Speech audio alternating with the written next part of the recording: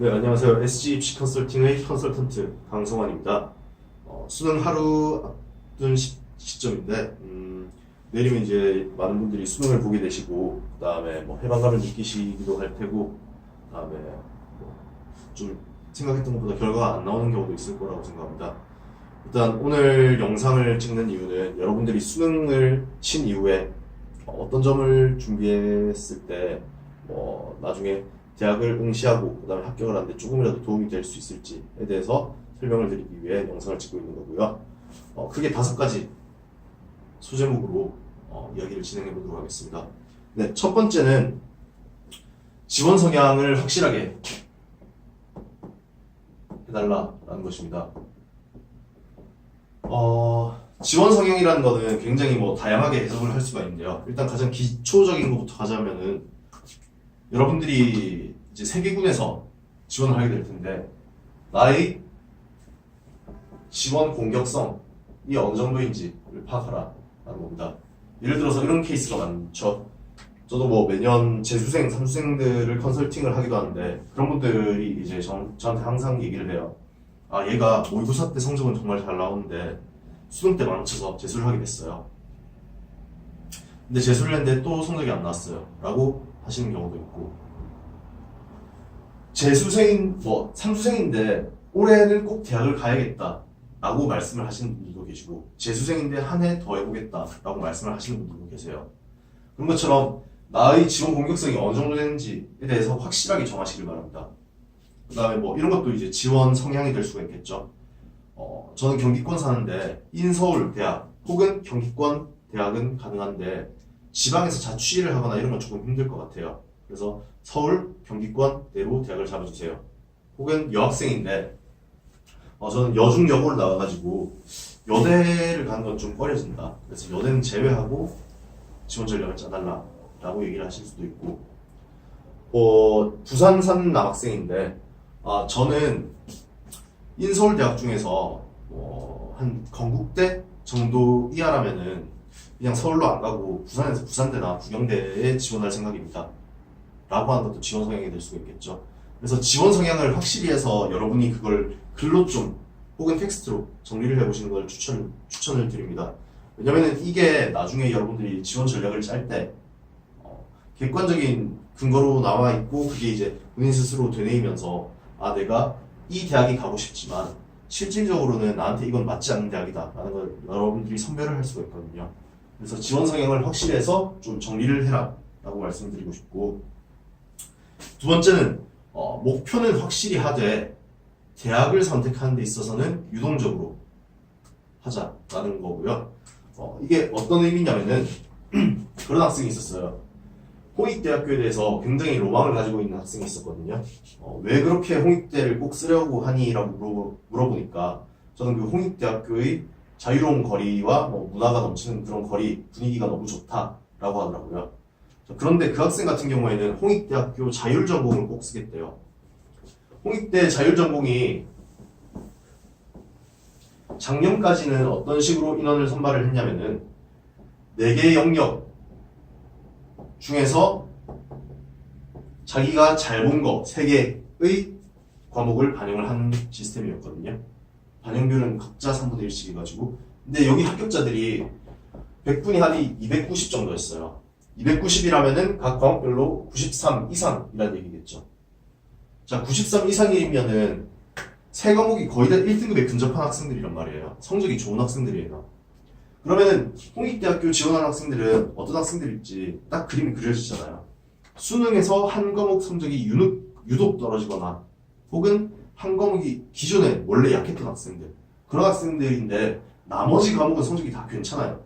그래서 홍익대를 쓰는 건데, 그 학생 같은 경우에는 4과목의 성적이 다 고르게 분배가 돼 있었고 전부 다 90 언저리였거든요.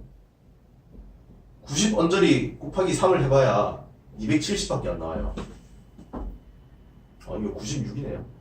93이 아니라 1등급 학생들인데 96이랑 90이랑은 차이가 큰 거죠. 자, 이 학생은 그래서 3과목 해봐야 270밖에 안 나오니까 여기 홍익대학교 자율전공은 써봐야 분명히 떨어지는 건데 이 학생은 굳이 쓰겠다라고 우기더라고요. 자, 이런 경우에는 지원을 안 하는 게 맞습니다. 여러분들이 목표는 확실하게 하세요. 나는 뭐 딱히 가고 싶은 학과도 없고 그냥 나중에 대학 졸업하고 나서 연봉 많이 주는 대기업에 취직하고 싶어 라고 한다면은 사실 학과 따지지 않고 명문대 가는 게 더 빠릅니다. 네. 그런 경우에는 명문대를 그냥 목표로 하세요. 그리고 반대로 나는 대학 간판보다는 특정 학과, 내가 가고 싶은 학과가 있어. 그래서 그 학과 위주로 쓸 거야 라고 한다면 그 학과를 기준으로 잡으세요. 대신에 대학 자체는 본인한테 유리한 대학, 유리한 반영 비율을 줄 수 있는 대학들이 있잖아요. 그런 대학들을 찾아서 전략을 세우시길 바랍니다. 네, 그 다음에 세 번째로는 해야 할 일에 대해서 말씀을 드리고 싶은데, 이건 이제 구체적으로 여러분들이 몸으로 뛰어야 될 일이고요. 저도 이제 메이저 교육업체에서 입시 컨설턴트로 활동을 하다가 퇴사를 했는데, 그 수능 이후에 한 열흘 정도 사이에 입시 설명회가 굉장히 많이 개최가 돼요. 그 입시 설명회에 일단 참석을 하세요. 참석을 하시되 처음부터 끝까지 그 얘기를 다 들을 필요는 없어요. 그 각 메이저 업체에서는 한 수능 전 6개월 전부터 입시에 대한 자료를 모집을 해가지고 굉장히 좀 꽤 두꺼운 책자를 내거든요. 한 300페이지, 400페이지 정도 되는 거. 그런 거를 이제 받으시고, 그 다음에 배치표 받으시고, 그냥 집으로 오시면 됩니다. 입시 설명회에서 하는 얘기들은 굉장히 뻔한 얘기들이에요. 그 뻔한 얘기들을 처음부터 끝까지 다 듣고 계실 필요는 없고, 그 책자를 받아와가지고, 내가 잘 본 과목이라면 사실 크게 상관없는데, 내가 못 본 과목에 대한 이야기가 있다면은, 그거에 대해서 본인이 분석을 한번 해보시고, 그 다음에 배치표 보면서 내가 지원했을 때 적정한 대학의 커트라인 정도를 대략적으로 만드세요. 그 다음에 아까 1번에서 말씀드렸던 자신의 지원 성향에 따라서 상향대학은 어디를 쓸 건지 대략적으로 잡으시고, 반영비율 유리한 대학들 미리 꼽아 놓으시고, 그 다음에 그런 학교들 홈페이지는 직접 들어가셔서 작년도 합격자의 경쟁률이라거나 추합률이라거나 합격자 성적이라던가 이런 걸 체크해 보시면 좋을 것 같습니다. 자, 네 번째로 말씀드릴 거는 분산투자고요. 이거는 뭐 정시뿐만 아니라 수시에도 해당되는 얘기인데 제가 꼭 해드리고 싶은 얘기거든요. 많은 학생, 학부모님들이 재수를 하거나 삼수를 하게 됐을 때 저한테 찾아와서 그런 얘기를 굉장히 많이 하세요. 저희가 뭐 모르고 저희들끼리 알아서 지원을 했는데 학교 선생님이 뭐 알려주신 대로 지원을 했는데 뭐 이렇게 됐어요 라고 해서 그 결과를 딱 보면은 뭐 수시는 우리가 6개를 쓸 수가 있죠.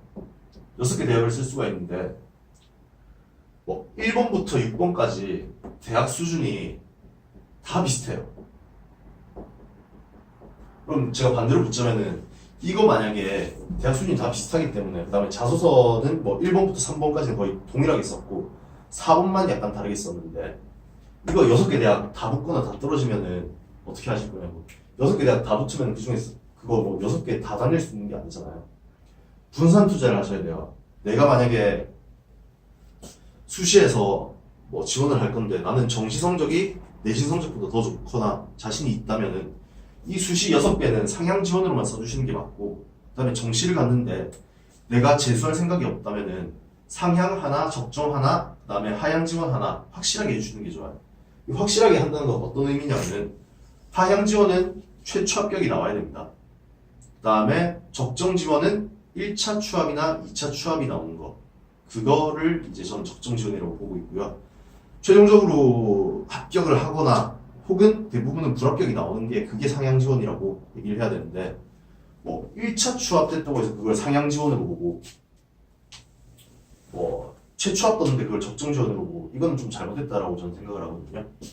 여러분들이 재수할 생각이 없다면은, 그리고 정시밖에 지금 남은 게 없다면은 분산 투자를 확실하게 하셔가지고 안정 지원 대학은 확실하게 하나를 잡아주시되, 적정 지원, 상향 지원은 본인의 성적에 맞춰서 근거만 있다면은 그 근거에 맞춰서 대학 지원을 해주시면 됩니다. 예를 들어서 내가 수학을 잘 봤다. 근데 수학 올해 표준 점수가 굉장히 높다라고 한다면 수학 반영률이 높은 대학 중에서 내가 지원을 해볼 만한 점수는 되는 대학을 쓰면 그게 이제 상향 지원이 되는 거겠죠. 네, 그런 식으로 해주시면 되고, 자, 마지막 요거에 이제 여러분들이 실질적으로 머리를 좀 쓰시고 고민을 하셔야 될 부분인데, 네, 마지막으로 이제 말씀드릴 부분이 여러분들이 실질적으로 머리를 좀 써야 되고 고민을 해봐야 될 부분인데 저희가 이제 3개 모집군에서 지원을 하게 되죠. 가나 다군이 있는데 가나 다군 중에서 나군에서 가장 높은 대학은 연세대랑 고려대가 있어요. 자, 고려대 중에서 가장 낮은 학과 중에 하나인 철학과 예로 들어봅시다. 가군에는 서울대, 그다음에 밑에 서성한, 그다음에 이화여대, 경희대 이런 식으로 있는데 고려대 철학과를 쓴 학생이라면은 서울대에서 어디를 썼을까요? 이 학생은 서울대를 안 썼겠죠. 그리고 서성한 중에서도 최상위 학과는 아마 안 썼을 거예요. 왜냐? 고려대에서 철학과랑 가장 낮은 학과거든요. 이 학생이 정말로 예전부터 철학과에 올인을 한 학생이 아니라면은 고려대 철학과를 상향 지원을 한 거예요. 왜? 이 고려대는 간판을 보고 가는 건데 고려대 경영을 쓸 수는 없잖아요. 고려대 철학을 상향 지원을 했으면은 여기서는 적정 지원을 해야 되고, 자, 가군에서 적정 지원을 하려면은 서성한 라인 중에서 적당한 학과, 중위권 학과를 찾았겠죠. 반면에 다군에서는 가장 높은 대학이 인문계열에서는 원래 중앙대였는데 그 중앙대 중에서 한 개를 썼거나 아예 안정적으로 하려면 중앙대보다 더 낮은 학교를 썼을 가능성도 있겠죠. 자, 이런 식으로 내가 만약에 고려대 철학과를 쓸 거라면 내 경쟁자들이 대부분 상향 지원을 했다는 걸 아시면 돼요. 고려대 같은 경우에는 철학과 경쟁률이 높을 때는 17대1에서 20대1 이렇게 나오는 경우도 있는데 이 중에 대부분은 실제로는 내 경쟁 상대가 되지 않는 나보다 점수가 낮은 학생들일 가능성이 높다는 얘기겠죠. 반대로 얘기했을 때 연세대 경영학과를 썼어요. 나군에서 연세대 경영학과가 가장 높은데 이 학생은 가군에서 어디를 썼을까 생각해보면은 당연히 서울대 어딘가를 썼겠죠. 서울대를 쓴 학생이 연세대 경영학과를 썼기 때문에 여기는 경쟁률 자체가 굉장히 낮습니다. 네. 그런 식으로 고민을 해보시면 될 것 같고, 내가 그래서 상향 지원을 할 거면은 하위 학과를 아마 상향 지원을 하실 거예요. 특히 대학 간판 보고 하시는 분들은 그쪽에 이제 포함되어 있는 경쟁률이 굉장히 높다라고 한다면은 그 숫자 자체는 다 나랑 성적이 비슷하거나 나보다 낮은 학생들일 가능성이 높거든요. 네. 반대로 얘기해서 특정 학교의 가장 높은 학과가 있다면 거기는 적정 지원보다는 상향이나 적정 지원보다는 하향 지원이 오히려 많을 가능성이 높겠죠. 네. 그런 점을 고려해서 내가 지원하려는 이 학과를 쓴 애들은 다른 군에서는 어디를 썼을까를 고민을 해보면서 전략을 세워주시면 좀 더 좋은 결과가 있을 것 같습니다. 네, 영상은 여기서 마무리하도록 하겠고요. 여러분들이 이제 추가적으로 궁금한 특정 대학이나 전형에 대해서, 모집 단위에 대해서 궁금하신 점이 있으면은 이메일 혹은 블로그 혹은 연락처로 문의를 남겨주시면은 제가 그것과 관련된 영상을 제작해 보도록 하겠습니다. 감사합니다.